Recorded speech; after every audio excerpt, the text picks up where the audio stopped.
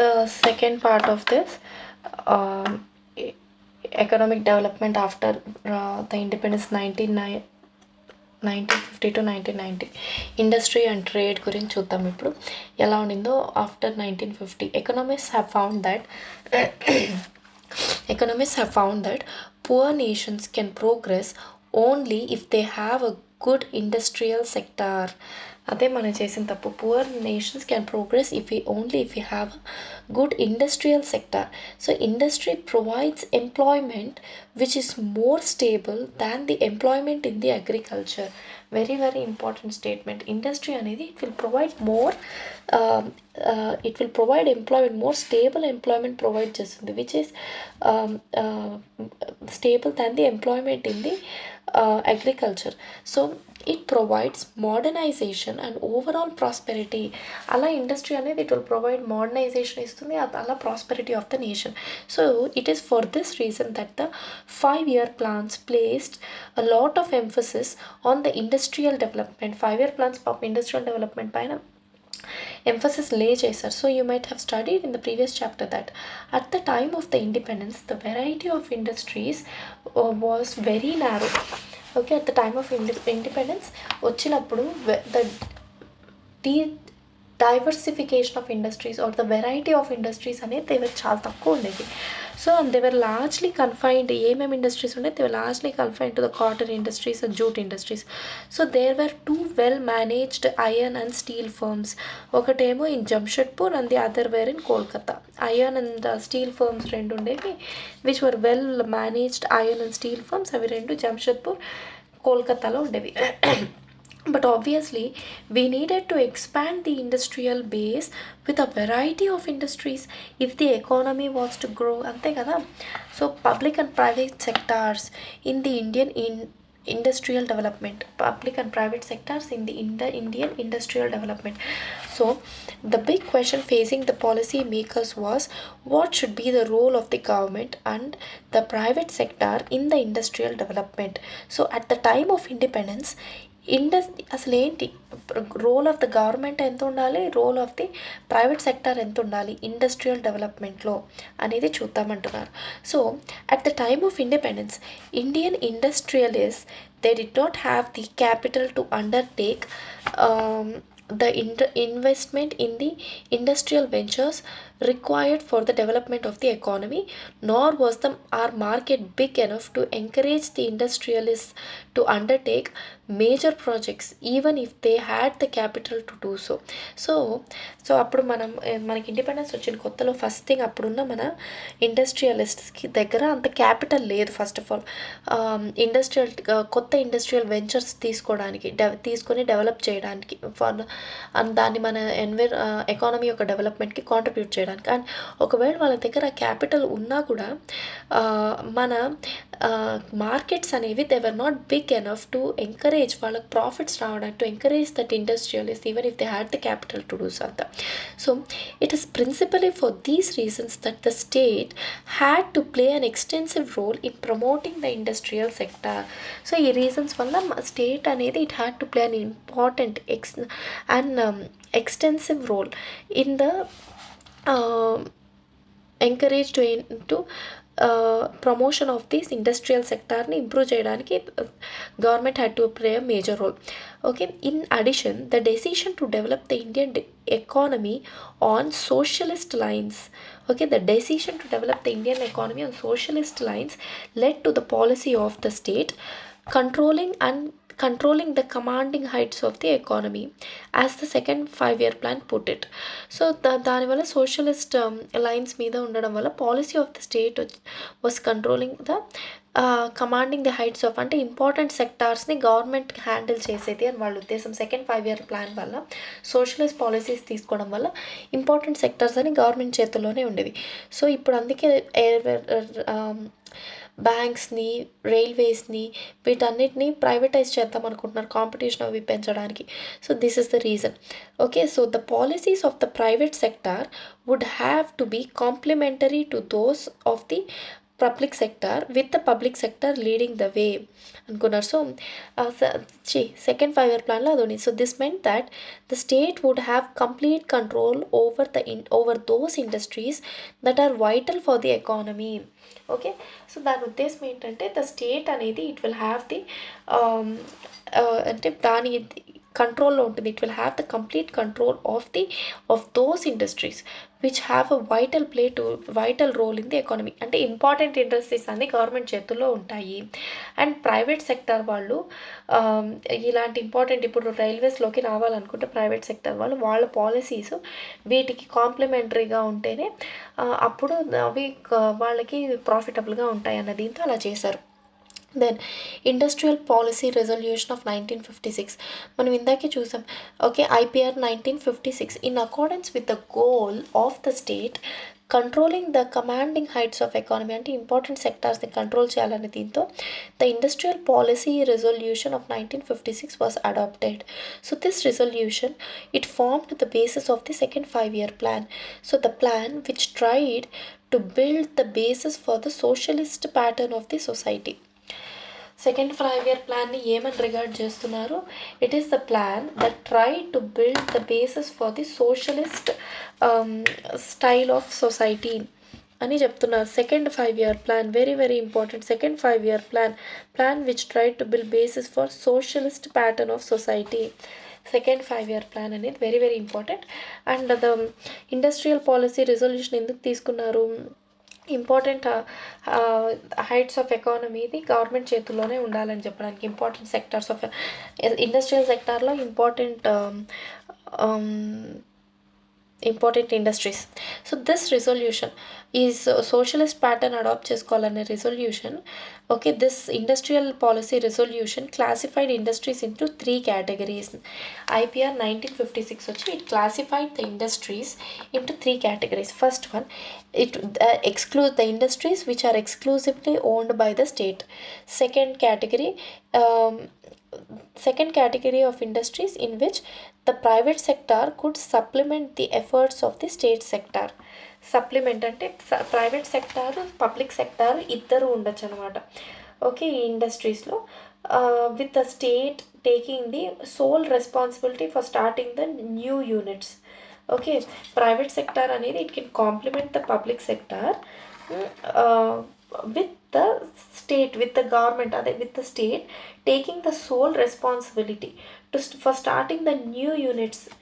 Okay, for starting new units. ఇప్పుడు for example food processing industries ఉన్నాయి, అవి మొత్తం స్టేట్ కింద ఉన్నాయి. ఇంకా కొత్త ఫుడ్ ప్రాసెసింగ్ యూనిట్ స్టార్ట్ చేయాలంటే స్టేటే స్టార్ట్ చేయాలి. ఆల్రెడీతో ప్రైవేట్ సెక్టార్ ఉన్నా కూడా. అది second category of industries. Third category వచ్చి the remaining industries which were to be in the private sector. So లాస్ట్ది వచ్చి ద రిమైనింగ్ ఇండస్ట్రీస్ ప్రైవేట్ సెక్టార్లో ఏవే అన్నీ ఉండొచ్చు అని చెప్పడానికి. So IPR industrial policy resolution of 1956 అనేది ఇండస్ట్రీస్ 3 categories డివైడ్ చేసింది. అవి ఏంటంటే ఫస్ట్ కేటగిరీ ఆఫ్ ఇండస్ట్రీస్ వచ్చి exclusively own by the government. Okay, power generation, currency making, railways, these are all exclusively own by the government. Second category వచ్చి both private and public sectors private sector అనేది public sector స్టేట్కి supplement చేయొచ్చు అనమాట. But ఏదైనా కొత్త unit start చేయాలంటే public సెక్టారే start చేయాలి. థర్డ్ లాస్ట్ రిమైనింగ్ ఇండస్ట్రీస్ అన్ని పబ్లిక్ సెక్టార్ దీంట్లోకి తీసుకొచ్చారనమాట, పరిధిలోకి. So although there was a category of industries left to the private sectors, the sector was kept under the state control through a system of licences. So licences ఇస్తేనే మీరు ఇండస్ట్రీలు start చేసుకోగలరు అనే దీంతో వాళ్ళ కిందే పెట్టుకున్నారు అన్నమాట. ఆల్రెడీ అవి ఉన్నా కూడా. సో దాంట్లో కూడా ప్రైవేట్ సెక్టార్ కింద కొన్ని ఇండస్ట్రీస్ ఇచ్చినా కూడా, సో ఆ ప్రైవేట్ సెక్టార్ని కూడా they try to keep under they try to keep they kept the private sector under their control through the system of licenses. Okay, now no new industry was allowed unless a license was obtained from the government. అంతే కదా, కొత్త industries ఏది అలో చేయరన్నమాట. అందరూ నువ్వు government నుంచి licence తీసుకోవాలి దానికి. ఇప్పుడు కూడా ఒక రెస్టారెంట్ పెట్టాలంటే గవర్నమెంట్ దగ్గర లైసెన్స్ తీసుకోవాలి. So no new industries allow and unless a license is obtained from the government. So this policy this system of licenses, this policy was used for promoting the industry in backward regions. So ఈ పాలసీని use చేసి industrial policy resolution use చేసి industrial policy 1956 use చేసి they try to promote the industries in the backward regions. And it was easier. ఎందుకు అక్కడ backward రీజన్స్లో industry start చేశారంటే it is easier for to obtain the licence if ది industrial unit was established in an economically backward area.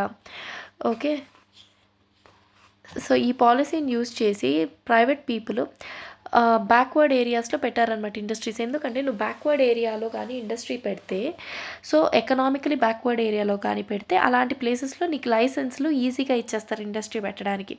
It is easier to obtain a licence if a industrial unit is established in an economically backward area.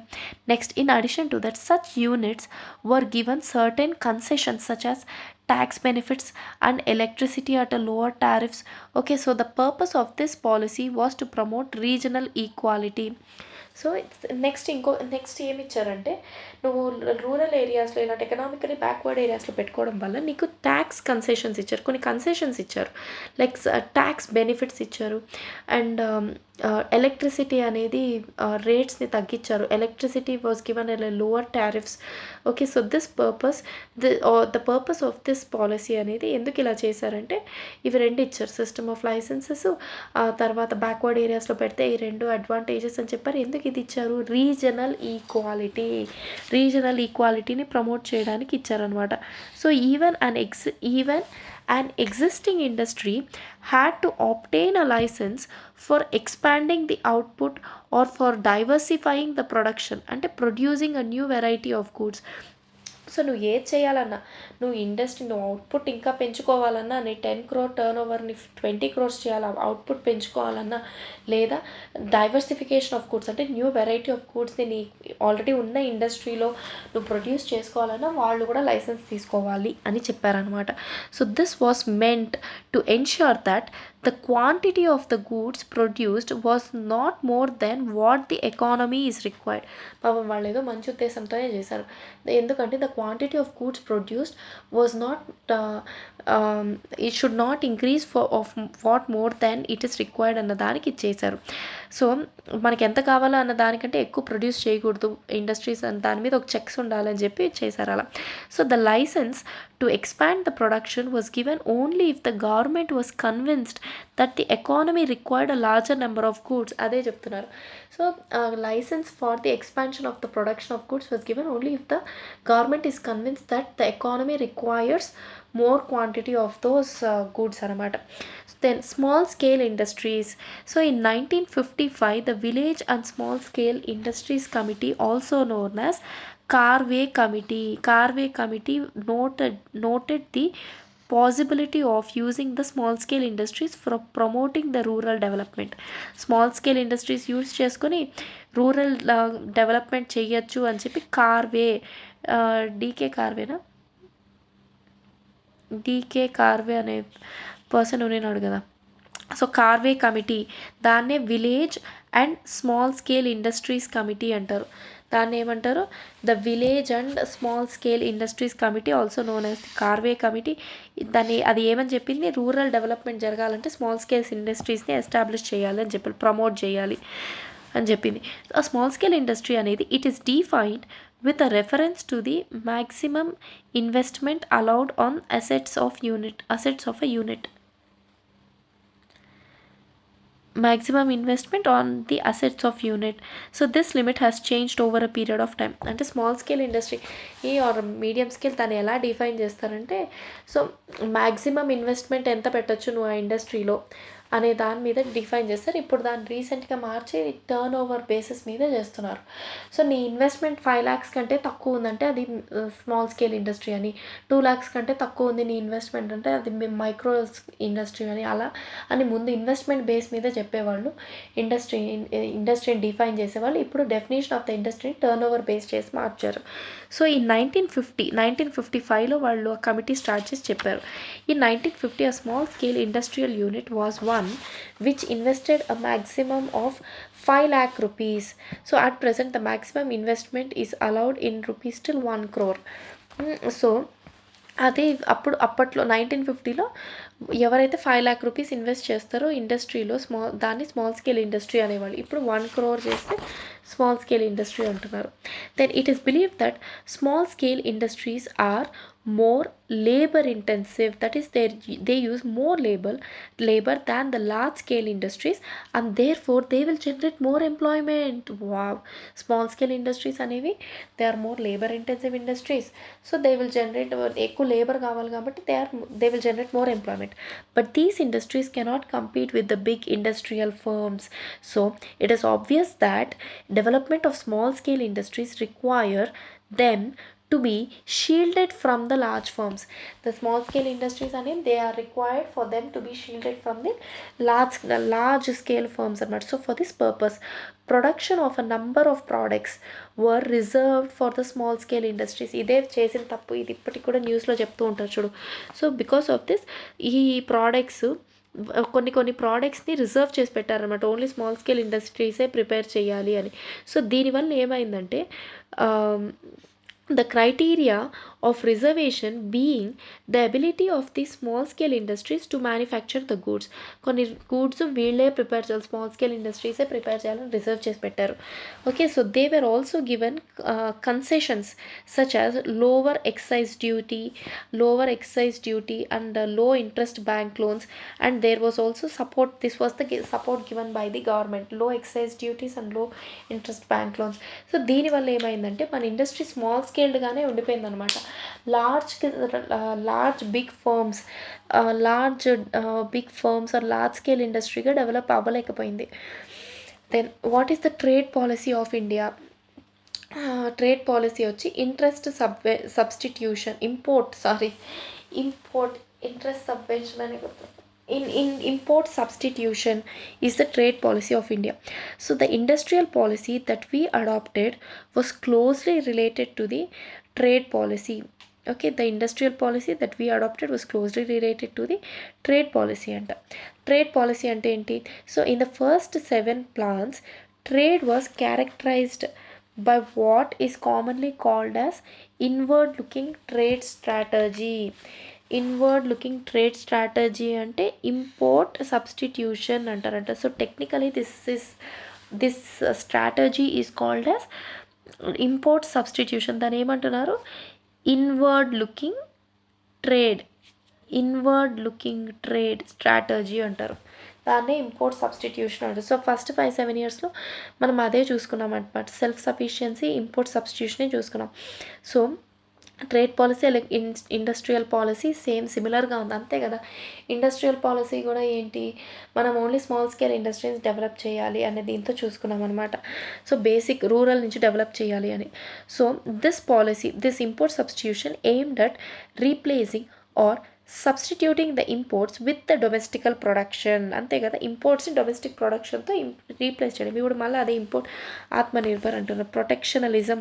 So for example, instead of importing vehicles made in a foreign country, industries would be encouraged to produce the vehicles in India itself. Industries are being encouraged to produce the vehicles in India itself. So in this policy, the government protected the domestic industries from the foreign competition. This is a very, very important line. So under this policy, the government of India it protected the domestic industries from foreign competition. Okay, the protection from imports took 2 forms. Okay, that is tariffs and quotas. Tariffs are a tax on the imported goods. Okay, tariffs అంటే అసలు ఎలా కాపాడింది government domestic ఇండస్ట్రీస్ని from the foreign competition? Government protect చేయాలనుకునింది, so that అప్పుడు అవన్నీ మనం ఇక్కడే ప్రొడ్యూస్ చేస్తారు అని. సో ఇంపోర్ట్స్ని స్టాప్ చేసింది, ఇంపోర్ట్స్ని రెగ్యులేట్ చేసింది అనమాట. ఎలా రెగ్యులేట్ చేసిందంటే with the help of tariffs and quotas. Tariffs అంటే they are the tax, that is the tariff అంటే ఏంటంటే it is a tax imposed on an imported good. Import చేసే గూడ్స్ మీద వేసే ట్యాక్స్ని టారిఫ్ అంటారు. కోటా అంటే and they make imported goods, import చేసే గూడ్స్ని టారిఫ్ వేసారంటే it becomes more expensive. thus discouraging their use. Quotas specify the quantity of the goods which can be imported. ఇంత కోటాలో తీసుకోవచ్చు అంటే quantity of the goods that can be imported, quotas ante. So thus the effect of the tariffs and quotas is that they restrict the imports, and therefore they protect the domestical firms from the foreign competition. So the policy of protection is based on the notion that industries of developing countries are not in a position to compete against the goods produced by more developed economies. అంతే కదా. Policy of protection అంటే ఏమంటే the countries of the industries of the nation, developed nations, the industries of the developed nations are not in the position to compete with the industries of the developed nations or developed economies. So it is assumed that if the domestic industries are protected, they will learn to compete in the course of time. So our planners also feared the possibility of foreign exchange being spent on the import of the luxury goods if no restrictions were placed on the imports. అంతే కదా. Very very important point ఇది కూడా note చేసుకో. Notable point ఏమంటే మన forex reserves ఏవైతే ఉంటాయో అవి మోస్ట్లీ ఇంపోర్ట్స్ మీద స్పెండ్ చేసేయాల్సి వస్తుంది if we're not trying to be self sufficient అని భయపడ్డారన్నమాట or planets. Foreign exchange or forex reserves foreign exchange if no restrictions were placed on the imports. So nor was any serious thought given to promote the exports until the mid 1980. అంతవరకు there was no serious thought given. So imports వదిలేయండి, exports పెంచుకోవాలన్న thought కూడా చేయలేదు. Imports వద్దు but exports పెంచుకోవాలని thought చేయాలి కదా. So దీనివల్ల ఏమైందంటే ఫారిన్ గూడ్స్ కాంపిటీషన్ లేనందువల్ల ఇక్కడ పెరిగే గూడ్స్లో క్వాలిటీ లేకుండా పోయింది, ఇక్కడ ఇండస్ట్రీస్ మ్యానుఫ్యాక్చర్ చేసే గూడ్స్లో. సో అలానే ఏ లెవెల్లో ఉంటే అదే మీరు వాడుకోవాలి, వాళ్ళే మోనోపొలీగా అలానే ఉండేవాళ్ళు అనమాట. సో అది లేదా కాంపిటీషన్ లేకపోయింది. But so the effect of these policies on the industrial development. So the achievements of the India's industrial sector during the first 7 plans are impressive indeed. Okay, the achievements. The proportion of GDP contributed by the industrial sector increased in the period from 11.8% in 1950 to 24.6% in 1990. Okay, so the rise in the industry share of the GDP is an important indicator of the development. The 6% annual growth rate 6% annual growth rate of the industrial sector during the period is commendable. So no longer was Indian industry restricted largely to cotton, textiles and the jute. So in fact the industrial sector became well diversified by 1990, largely due to the public sector. The industrial sector అనేది it became well diversified by 1990, largely due to what? Due to the public sector. The promotion of small scale industries gave opportunities to those people who did not have the capital to start large firms to get into business. అంతే కదా. Large firms large capital లేని వాళ్ళకి and large firms start చేయాలంటే భయపడే వాళ్ళకి so ఈ small scale industries అనేది బిజినెస్లోకి enter అవ్వడానికి ఒక ఆపర్చునిటీ ఇచ్చింది. Okay, the protection from the foreign competition enabled the development of the indigenous industries and domestic industries in the areas of electronics and automobile sectors which otherwise could not have developed. Okay, enabled the development of the indigenous industries in the areas of electronics and automobile sectors which otherwise could not have developed. So in spite of the contribution made by the public sector to the growth of the Indian economy, some economists are critical of the performance of the many public sector enterprises. It was proposed at the beginning of this chapter that initially public sector was required in a big way. It had to play an extensive role. So it is now widely held that state enterprises continue to produce certain goods and services, often monopolizing them, although this was no longer required. ఇంకా public sector state అనేది state enterprises public sector enterprises or state enterprises continue to produce certain goods and services although it was no longer required by the market. An example is provision of telecommunication service. Okay, this industry provision of telecommunication services.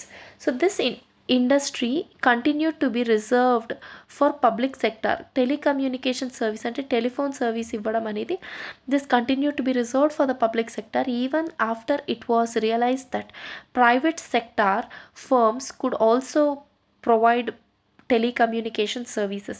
So due to the absence of competition, even ఇదే చూడు ఇదే చెప్పేది public సెక్టార్వి అవి ఇంకా అవే monopolies. So due to the absence in the competition, even till the late 90s one had to wait for a long time to get a telephone connection. Okay, even till 1990s one had to wait for a long time to get the telephone connection. So అంతే public సెక్టారే అన్నీ చేస్తుంది. So దానికి ఏం monopoly ఎవరు ఆపేవాళ్ళు ఉండరు. అది ఎలా produce చేస్తే చచ్చినట్టు ప్రజలు వాడుకోవాలి. ప్రైవేట్ సెక్టార్ నుంచి కాంపిటీషన్ లేదు, అలౌ చేయలేదు, దాన్ని పబ్లిక్ సెక్టార్కి రిజర్వ్ చేసి పెట్టారు. సో దానివల్ల కాంపిటీషన్ లేక క్వాలిటీ అనేది లేదు. So that is they had to wait for even though private sector could provide these kind of services. Okay, telephone connection కోసం వెయిట్ చేయాల్సి వచ్చేది. Another instance could be the establishment of a modern bread manufacturing firm, establishment of modern bread, a bread manufacturing firm, as if the private sector could not manufacture bread. దాన్ని అది ఏమని పెట్టారు, modern bread అనేది పెట్టారు public sector, as if private sector could not manufacture bread. In 2001 this firm was sold to the private sector. This bread firm అనేది it was sold to the private sector 2001లో. The point is that after 4 decades of planned development of Indian economy, no distinction was made between, there was no distinction అంటే difference లేకుండా పోయింది. What is a public sector, there was no difference could be made. Differentiate చేయలేకపోయామన్నమాట. What public sector alone can do and what the private sector also can do. Public sector ఒక్కటే చేయగలిగేదేవి, what the private sector also can do అనే దాని మధ్యలో difference పెద్దగా లేకుండా పోయింది, differentiate చేయలేనంతగా అయిపోయిందనమాట. So for example even now only the public sector supplies the national డిఫెన్స్కి ఇప్పుడు దాంతో కూడా ప్రైవేట్ సెక్టార్స్ని ఇప్పుడు అలౌ చేసినారులే. ఆత్మనిర్భర్లో ప్రైవేట్ సెక్టార్స్ని, డిఫెన్స్ ఎక్విప్మెంట్ మ్యానుఫ్యాక్చరింగ్లో ప్రైవేట్ సెక్టార్స్ని అలౌ చేస్తున్నారు. So even now only the public sector manufactures the national defence. And even though the private sector can manage the hotels well, yet the government also runs the hotels. Okay, all the private sector also can do, and only the public sector alone can do. Defense చెప్పారు, private sector also can do. ఇప్పుడు చూడు hotels, when all the private sector is able to run it well, even still the government runs hotels.